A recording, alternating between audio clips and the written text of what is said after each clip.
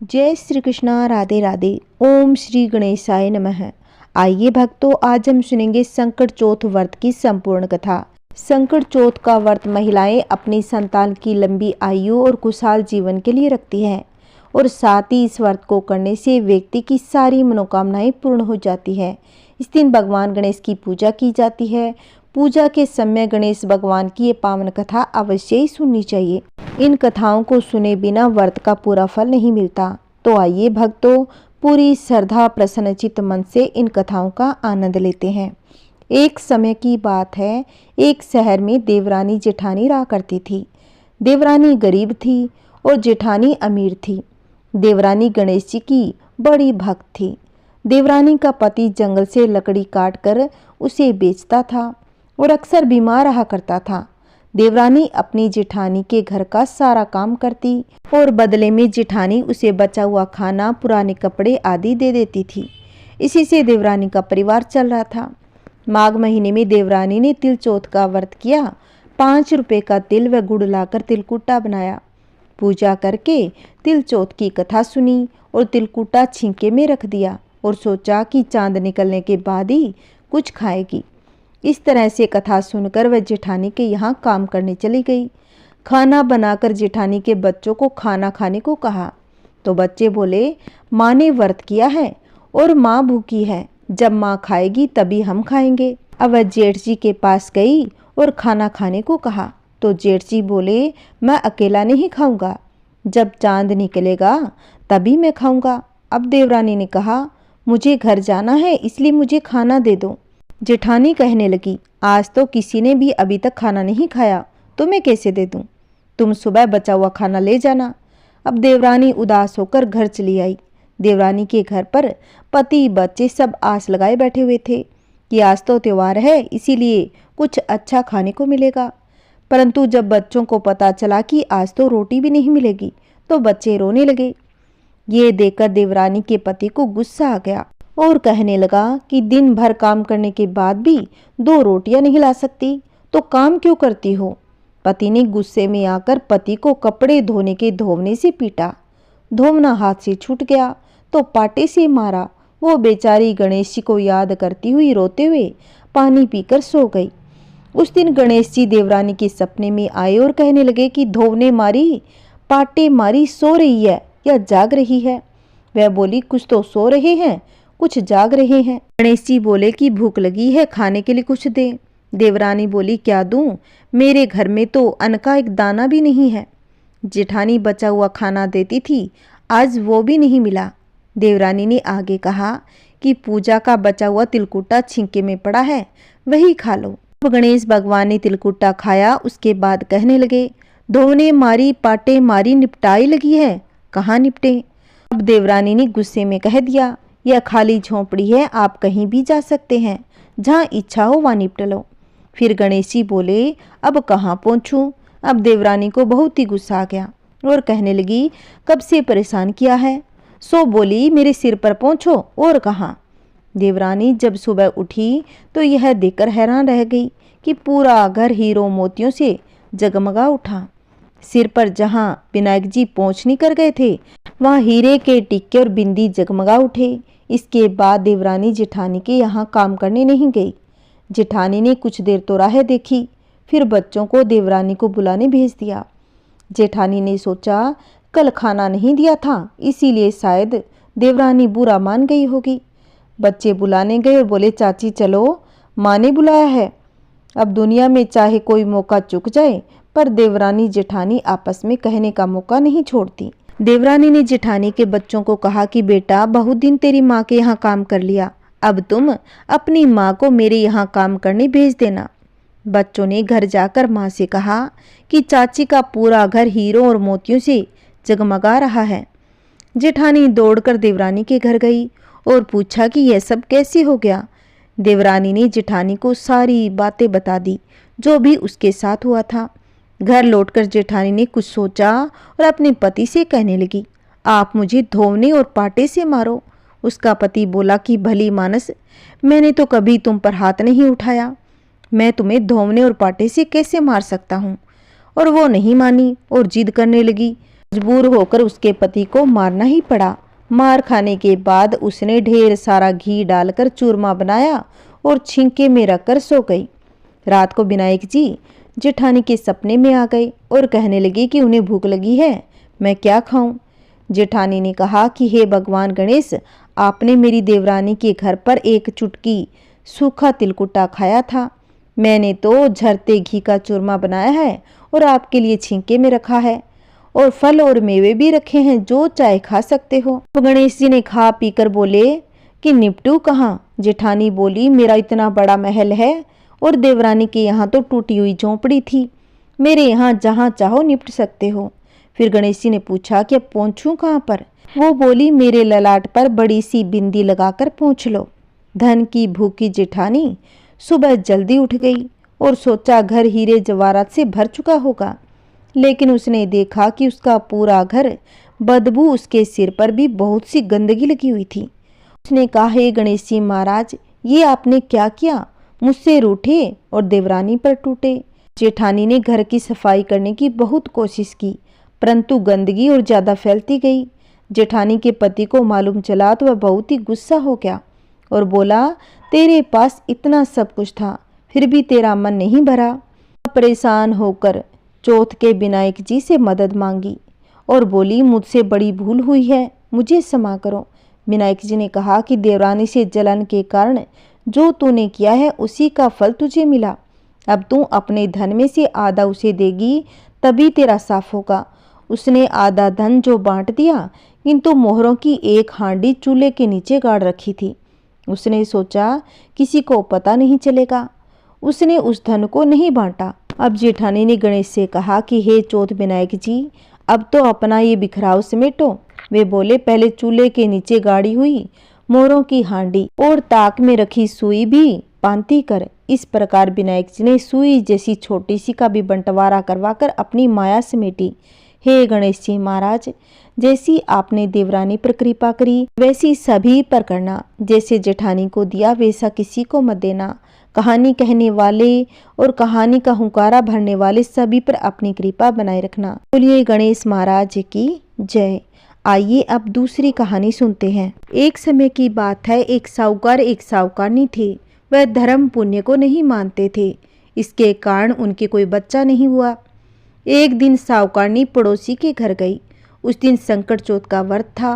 वह पड़ोसन संकट चौथ की पूजा करके कहानी सुना रही थी। साहूकारनी ने पड़ोसन से पूछा, तुम ये क्या कर रही हो। तब पड़ोसन बोली कि आज चौथ का व्रत है, इसलिए कहानी सुना रही हूँ। तब साहूकारनी बोली, चौथ के व्रत करने से क्या फल मिलता है। तब पड़ोसन बोली, इसे करने से अन्न धन सुहाग और पुत्र सब मिलता है। तब साहूकारनी ने कहा, यदि मेरा गर्भ रह जाए तो मैं 1.25 सेर तिलकुटा करूंगी और चौथ का व्रत भी करूंगी। श्री गणेश भगवान की कृपा से साहूकारनी के गर्भ रह गया, तो वह बोली कि मेरे लड़का हो जाए तो मैं 2.5 सेर तिलकुटा करूंगी। कुछ दिन बाद उसके लड़का हो गया। तब वह बोली, हे चौथ भगवान, मेरे बेटे का विवाह हो जाएगा तो 5.25 सेर का तिलकुटा करूंगी। कुछ सालों के बाद उसके बेटे का विवाह भी तय हो गया। उसका बेटा विवाह करने चला गया, लेकिन उस साहूकारनी ने तिलकुट नहीं किया। इस कारण चौथ देव क्रोधित हो गए। उन्होंने फेरों से उसके बेटे को उठाकर पीपल के पेड़ पर बैठा दिया। सभी वर को खोजने लगे, पर वो नहीं मिला। हताश होकर सारे लोग अपने अपने घर को लौट गए। इधर जिस लड़की से साहूकारनी के लड़के का विवाह होने वाला था, वह अपनी सहेलियों के साथ गणगौर पूजने के लिए जंगल में दूब लेने गई। तभी रास्ते में पीपल के पेड़ से आवाज आई, ओ मेरी अधब्याही नार। यह बात सुनकर जब लड़की घर आई और उसके बाद वह धीरे धीरे सूखकर कांटा होने लगी। एक दिन लड़की की माँ ने कहा, मैं तुम्हें अच्छा खिलाती हूँ, अच्छा पहनाती हूँ, फिर भी तू सूखती जा रही है, ऐसा क्यों। तब लड़की अपनी माँ से बोली, वह जब भी दूब लेने जंगल को जाती है तो पीपल के पेड़ से एक आदमी बोलता है, क्यों मेरी अधब्याही नार, उसने मेहंदी लगा रखी है और सेहरा भी बांध रखा है। तब उसकी माँ ने पीपल के पेड़ के पास जाकर देखा तो यह तो उसका जवाई ही था। तब उसकी माँ ने जवाई से कहा, यहाँ क्यों बैठे हो, मेरी बेटी को अधब्याही कर दी और अब क्या लोगे। सावकानी का बेटा बोला, मेरी माँ ने चौथ का तिलकुट बोला था लेकिन नहीं किया, इसीलिए चौथ माता ने नाराज होकर यहाँ बैठा दिया। यह सुनकर उसकी लड़की की माँ सावकानी के घर गई और उससे पूछा कि तुमने संकट चौथ का कुछ बोला था? तब सावकानी बोली कि तिलकुट बोला था। उसके बाद सावकानी बोली, मेरा बेटा घर आएगा तो 2.5 मन का तिलकुटा करूंगी। इससे श्री गणेश भगवान प्रसन्न हो गए और उसके बेटे को फेरों में लाकर बैठा दिया। बेटे का विवाह बड़ी धूमधाम से हो गया। जब सावकानी के बेटा एवं बहू घर आ गए तब सावकानी ने 2.5 मन तिलकुट किया और बोली, हे चौथ देव, आपके आशीर्वाद से मेरा बेटा बहू घर आए हैं, जिससे मैं हमेशा तिलकुट करके व्रत करूंगी। इसके बाद सारे नगरवासियों में तिलकुट के साथ संकट व्रत करना प्रारंभ कर दिया। इस संकट चौथ जिस तरह सावकानी को बेटे बहू से मिलवाया, वैसे ही हम सबको मिलाना। इस कथा को कहने वाले और सुनाने वाले, हुंकार भरने वाले सभी के घर में सुख शांति बनाए रखना। बोलिए संकट चौथ की जय, बोलिए गणेश महाराज की जय। आइए सुनते हैं 12 महीनों की चौथ की कहानी। एक गांव में एक बुढ़िया माई रहती थी। उसके एक ग्वालिया बछालिया नाम का बेटा था। बुढ़िया माई बेटे के लिए 12 महीनों की 12 चौथ किया करती थी। बेटा जंगल से लकड़ी लाता, दोनों माँ बेटा उनको बेचकर गुजारा किया करते थे। बुढ़िया माई रोजाना लकड़ियों में से 2 लकड़ी अलग करके रख लेती और चौथ के दिन बेटा से छुपकर उनको बेचकर सामान लाती। फिर 5 चूरमा के लड्डू बनाती, एक बेटा ने जिमाती, एक स्वयं खाती, एक चौथ माता के चढ़ाती, 2 बांट दिया करती थी। एक दिन बुढ़िया का बेटा चौथ के दिन पड़ोसन के घर गया। उसने चूरमा के लड्डू बने देखे तो उसने पूछा कि आज क्या है? सो आपने चूरमा के लड्डू बनाए हैं। तब पड़ोसन बोली, मैंने तो आज ही बनाए हैं, तेरी माँ तो हर चौथ के दिन बनाती है। तुम तो इतनी मेहनत करके लकड़ियां लाते हो, तेरी माँ उनको बेचकर चूरमा के लड्डू बना के खाती है। बेटा माँ के पास गया, बोला कि माँ, मैं तो इतनी मेहनत करके लकड़ियां लेकर आता हूँ, तुम रोज चूरमा के लड्डू बनाकर खाती हो, तुम मुझको छोड़ दो या चौथ माता को। बुढ़िया बोली, बेटा मैं तो तेरे लिए ही व्रत रखती हूँ, सो तुमको भले ही छोड़ दूं, लेकिन चौथ माता को नहीं छोड़ सकती। तब बेटे ने घर छोड़ने का फैसला कर लिया। तो माँ बोली, बेटा तुम जा ही रहे हो, लेकिन मेरे हाथ का आखा लेकर जाना। जब भी तेरे ऊपर संकट आएगा तो चौथ माता के नाम से इन्हें पुकार देना, संकट दूर हो जाएगा। बेटा ने सोचा बात तो झूठी है, लेकिन माँ की बात रख लेता हूँ, और वह आखा लेकर घर से चला। थोड़ी दूर पहुंचा ही था कि देखा कि खून की नदी बह रही थी। कहीं भी जाने का रास्ता नजर नहीं आ रहा था। तब उसने माँ के दिए आंखें पुकार के बोला, हे चौथ माता, अगर तू सच्ची है तो नदी सूख कर रास्ता दे दे। इतने में ही नदी सूख कर रास्ता दे देती है। थोड़ा आगे चलने पर तो रात होने लगी, सुनसान जंगल आ गया। तब आखा पुकार के बोला कि हे चौथ माता, अगर मुझे आज रास्ता नहीं मिलेगा तो मुझे जानवर खा जाएंगे। इतने में ही रास्ता मिल गया। आगे एक राजा की नगरी में गया। राजा हर महीने एक आदमी की बलि दिया करता था। वह एक बुढ़िया के घर गया तो देखता है कि बुढ़िया माई रोटी बनाती और रो रही थी। तब उसने पूछा कि माई, तुम रो क्यों रही हो? बुढ़िया बोली कि मेरे एक ही तो बेटा है, आज वो भी राजा की बलि चढ़ जाएगा, मैं तो रोटी उसी के लिए बना रही हूँ। वह बोला कि माई, ये रोटी मुझे खिला दो, मैं तेरे बेटे के बदले चला जाऊंगा। माँ बोली, रोटी खिला दूंगी, लेकिन तुझे कैसे भेजूं? उसने उसे रोटी खिला दी। रात में सोते समय बोला कि माई, राजा का बुलावा आएगा तो मुझे जगा देना। आधी रात हुई तो बुलावा आ गया। अब बुढ़िया माई सोचने लगी कि पराए पूत को कैसे जगाऊं, पराए पूत को बलि कैसे चढ़ा दूं। पर इतने में ही वह जग गया और जाने लगा। बुढ़िया माई से बोला कि मेरी पोटली और लाठी रखी है। बुढ़िया माई सोचने लगी, आज तक कोई वापस नहीं आया, ये कैसे आएगा। राजा का आदमी उसे साथ लेकर चला गया। वहां पर उसे कच्चे घड़े पकने वाले कुंड में यानी आवा में चुन दिया। जब वो चुना जा रहा था तो उसने आखा पुकार कर कहा कि हे चौथ माता, अगर तू सच्ची है तो ये संकट भी टाल देना। इतने में ही आवा पककर तैयार हो गया। 2-3 दिन बाद आवा के पास बच्चे खेल रहे थे। बच्चों ने खेल खेल में आवा पर कंकरी मारी तो उसमें से आवाज आई। अब बच्चों ने राजा के आदमियों के पास जाकर कहा कि आवा तो पक गया, राजा के आदमियों ने सोचा कि 6 महीने में पकने वाला आवा इतनी जल्दी कैसे पक गया। उन्होंने ये बात राजा को बताई। राजा ने जाकर देखा तो सारे बर्तन सोना चांदी के कलश हो गए। वे बर्तन उतारने लगे तो अंदर से आवाज आई कि धीरे धीरे उतारना, अंदर एक मानस है। तो राजा ने सोचा इसमें तो पहले तो कभी आवाज नहीं आई। राजा ने पूछा कि कौन हो तुम? तो उसने अंदर से ही कहा, मैं तो वही हूँ जिसे आपने 3 दिन पहले इसमें चुनकर बलि दी थी। उन्होंने खोलकर देखा तो अंदर तो वही था जिसे 3 दिन पहले उन्होंने आवा में चुनकर बलि पर चढ़ाया था। उन्होंने सारी बात बताई। उसे महल में ले जाया गया। राजा ने पूछा कि तुम कौन हो और बच कैसे गए? उसने कहा कि मेरी माँ चौथ माता का व्रत करती है, उसी की वजह से बच गया।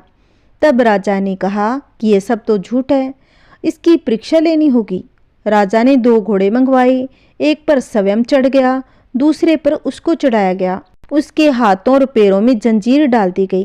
राजा ने कहा अब अपने जंगल की तरफ चलते हैं। अगर ये जंजीर खुलकर मेरे हाथ पैरों में आ जाएगी तो तुम्हारी माँ की चौथ माता सच्ची है। थोड़ी दूर चलने पर ऐसा ही हुआ। राजा के हाथ पैरों में जंजीरें जकड़ गई। फिर उस लड़के ने बड़ी मुश्किल से राजा को वापस राजमहल पहुंचाया और जाने लगा। तब राजा ने उसे रोकने का आदेश दिया। फिर राजा ने उसे अपनी बेटी के साथ विवाह करने के लिए कहा तो वह शीघ्र ही मान गया। अब राजा ने उसे उसी महल में रहने का आदेश दे दिया और सब प्रबंध करवा दिया। वह राजकाज में सहयोग करने लगा। कुछ महीनों के बाद उसे घर की याद आने लगी। एक दिन मौसम बहुत ही खराब हो गया था। चारों ओर बिजलियां कड़क रही थी। उसे अपनी माँ की याद आई तो उसने अपनी पत्नी से कहा कि आज तो बिजली मेरे गांव की तरफ चमक रही है। तब राजा की बेटी ने कहा आपके गांव भी है क्या? तो उसने कहा क्यों नहीं, मेरा गांव है, मेरी माँ भी है। राजा की बेटी ने कहा हम यहाँ नहीं रहेंगे, हम तो अपने गांव चलेंगे। दूसरे दिन सुबह वे गांव के लिए रवाना हो गए। तो राजा ने खूब सारा धन देकर उन्हें विदा किया। गांव के समीप पहुंचने पर लोगों को पता चल गया उसकी माँ से बुढ़ापे में लकड़ियां नहीं कटती थी, इसलिए गोबर के उपले बनाकर उन्हें बेचकर जीवन यापन कर रही थी। वह उपले बीन कर ला रही थी तो उसी पड़ोसन ने बताया कि बुढ़िया माई तेरे बेटे बहू आ रहे हैं। तो उसने कहा कि मेरे भाग्य में बेटे बहू कहाँ है? एक बेटा था जिसे भी तुमने लगा बुझा के निकाल दिया। तो उसने कहा मैं तो सच बता रही हूँ, विश्वास नहीं हो तो देख लो। बुढ़िया ने छत पर जाकर देखा तो सच में गांव की तरफ एक लश्कर आ रहा था। घर आकर बेटे बहू ने पांव छुए। बेटे ने कहा कि माँ तेरी चौथ माता के प्रभाव से आज मैं जिंदा हूँ। उसी दिन उसने पूरे गांव में कहलवा दिया कि कल मेरे घर में सामूहिक भोज है। दूसरे दिन सबको भोजन करने के बाद खूब सारे उपहार देकर कहा कि चौथ का व्रत करें। चौथ माता जैसा बुढ़िया को दिया वैसा सभी को दे, सभी के बेटियों का संकट टारे। बोलिए चौथ माता की जय। आइए अब सुनते हैं संकटा माता की कहानी।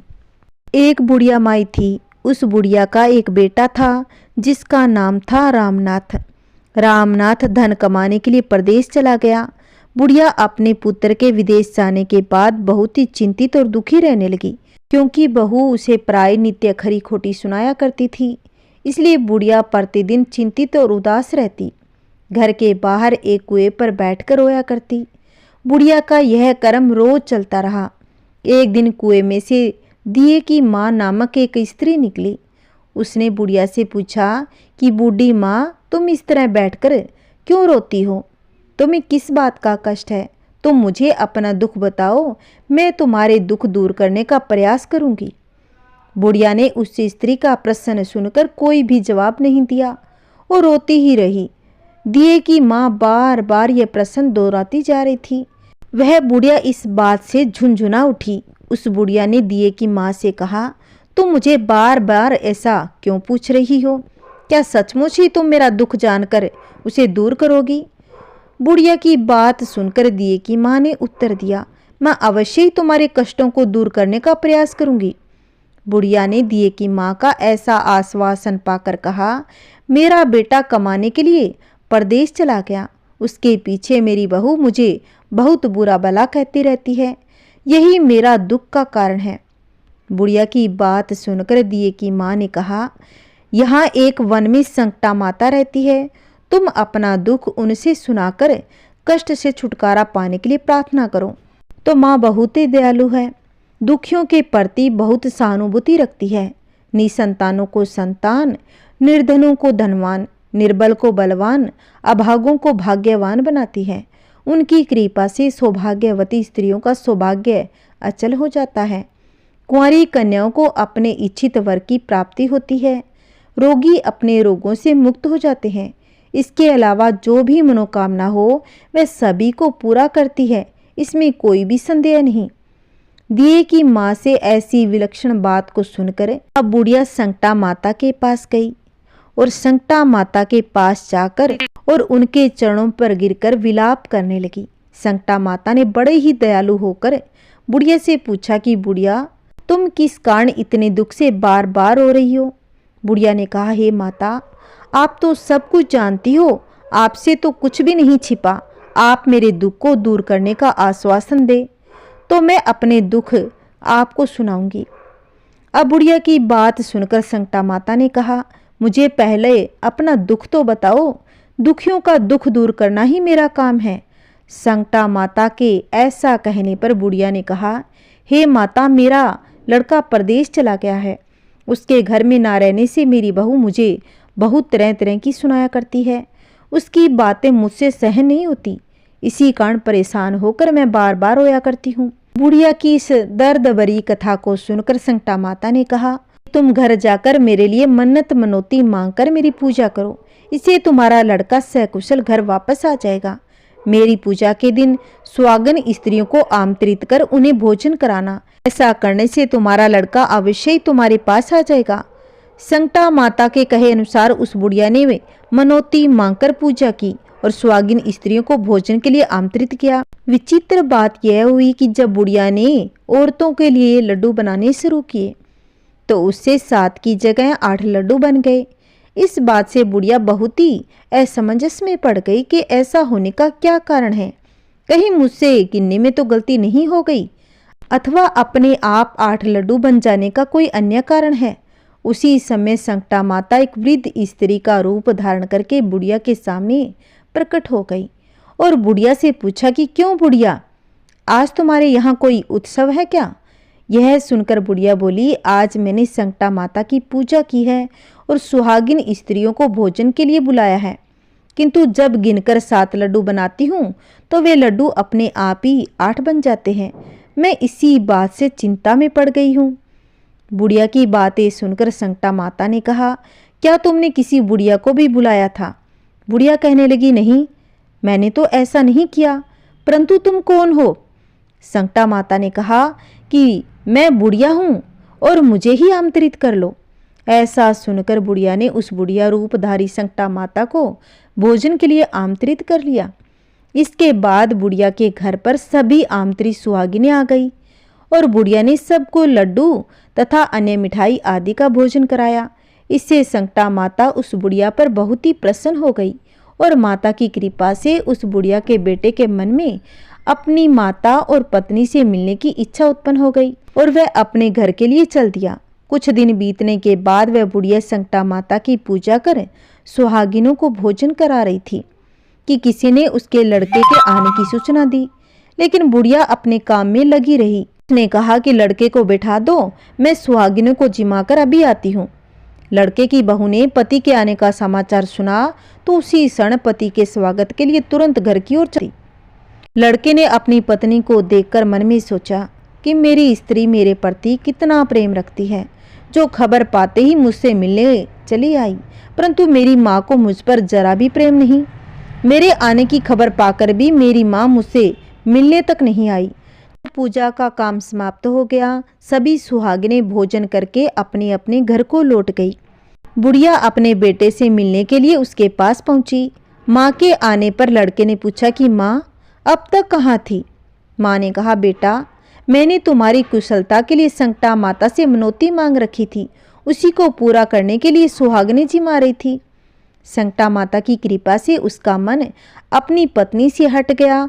उसने माँ से कहा, माँ, या तो मैं रहूँगा या यहाँ पर ये रहेगी। बुढ़िया ने कहा, बेटा, तुम्हें मैंने बड़ी कठिन तपस्या से पाया है, इसलिए तुम्हें छोड़ नहीं सकती, इसलिए चाहे बहू का त्याग भी करना पड़े मैं कर सकती हूँ। लड़के ने अपनी पत्नी को घर से निकाल दिया। घर से निकलकर बाहर आई तो बहुत दुखी मन से एक पीपल के पेड़ के नीचे बैठकर रोने लगी। एक राजा उधर से जा रहा था, उसे रोता देखकर रुका और पूछा कि तुम क्यों रो रही हो। तब उसने अपनी सारी व्यथा राजा को कह सुनाई। राजा ने कहा, आज से तुम मेरी धर्म बहन हो, इसलिए रो मत, मैं तुम्हारे सभी कष्टों को दूर करने का प्रयास करूंगा। यह कहकर राजा उस स्त्री को अपने महल में ले जाकर रहने लगा। महल जाकर राजा ने रानी को सारी बात बताई और रानी को कहा, देखो आज से मेरी यह धर्म बहन है, इसी महल में रहेगी, इसको किसी प्रकार का कोई दुख या कष्ट नहीं होना चाहिए। राजा के यहाँ पहुंचकर कुछ दिन बाद धर्म से प्रेरित होकर रामनाथ की स्त्री ने भी संकटा माता का व्रत प्रारंभ कर दिया और संकटा माता के निमित्त सुहागिनों को भोजन कराने के लिए आमंत्रित किया। उसने रानी को भी आमंत्रित किया। जब सभी सुहागिनें लड्डू खाने लगी तो रानी ने कहा, मुझे तो रबड़ी मलाई और स्वादिष्ट मिष्ठान की आदत है, यह पत्थर समान लड्डू कैसे हजम होंगे। ऐसी अवहेलनापूर्ण बातें कहकर रानी ने लड्डू खाने से मना कर दिया।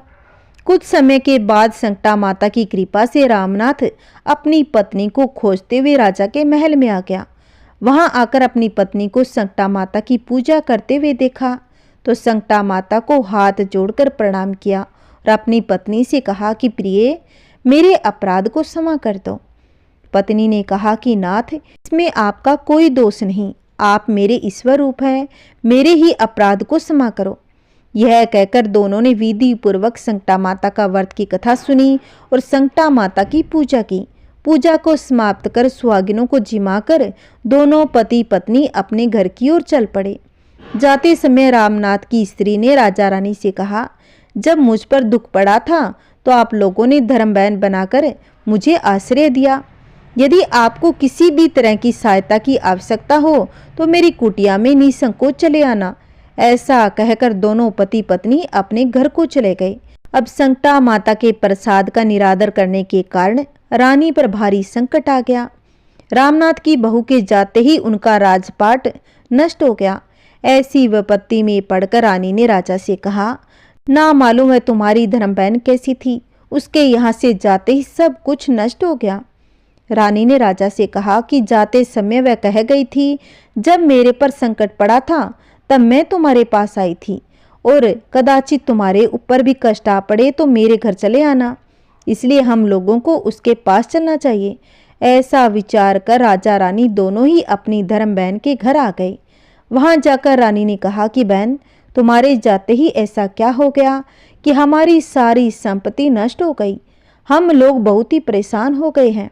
रानी की बातें सुनकर रामनाथ की स्त्री कहने लगी कि बहन, मैं तो कुछ भी नहीं जानती, मेरी तो सब करता धरता संकटा माता है, इसके अतिरिक्त कोई दूसरा नहीं, इसलिए मेरी राय में तुम संकटा माता से अपनी भूल की क्षमा याचना करो, उन्हीं की मान मनोती से तुम्हारा काम बन जाएगा, तुम्हारे सारे बिगड़े काम अपने आप सुधर जाएंगे।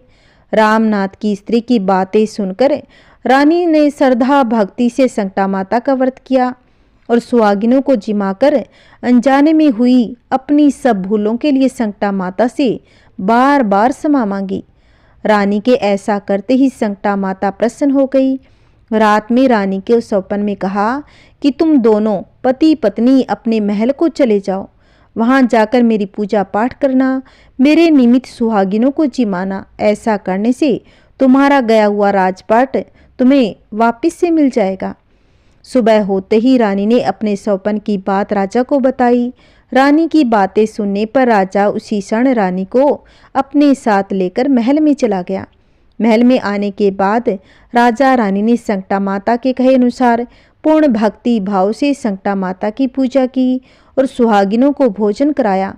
ऐसा करने से उनका बिगड़ा हुआ सारा समय सुधर गया और सारा राजपाट उन्हें वापस मिल गया और पहले की तरह राज्य को भोगने लगे।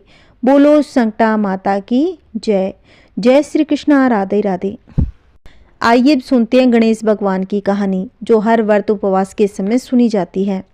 एक समय की बात है, भगवान गणेश पृथ्वी के मनुष्यों की परीक्षा लेने का विचार किया। वे अपना रूप बदलकर पृथ्वी का भ्रमण करने लगे। उन्होंने एक छोटे से बालक का रूप बना लिया। एक हाथ में एक चम्मच में दूध ले लिया, दूसरे हाथ में चुटकी में चावल, और गली गली घूमने लगे और आवाज लगा रहे थे, कोई मेरे लिए खीर बना दो, कोई मेरे लिए खीर बना दो। कोई भी उन पर कोई ज्यादा ध्यान नहीं दे रहा था, बल्कि लोग सब उन पर हंस रहे थे। एक गांव के बाद दूसरे गांव में इस तरह चक्कर लगाते हुए पुकारे जा रहे थे, पर कोई खीर बनाने के लिए तैयार ही नहीं हुआ। सुबह से शाम हो गई। एक बुढ़िया थी, शाम के समय अपनी झोंपड़ी के बाहर बैठी हुई थी। तभी गणेश जी वहां से आवाज लगाते हुए निकले, कोई मेरे लिए खीर बना दो। बुढ़िया बहुत ही कोमल हृदय वाली थी। उसने कहा, बेटा मैं तेरी खीर बना दूंगी। गणेश जी ने कहा, माई अपने घर में से दूध और चावल लेने के लिए बर्तन ले आओ। बुढ़िया एक कटोरी लेकर जब झोंपड़ी से बाहर आई तो गणेश जी ने कहा, अपने घर का सबसे बड़ा बर्तन लेकर आओ। बुढ़िया को थोड़ी तो झुंझुलाहट हुई, पर बच्चे का मन रखने के लिए उसने सोचा ले आती हूँ। वह घर के अंदर गई और अपने घर का सबसे बड़ा पतीला लेकर आ गई।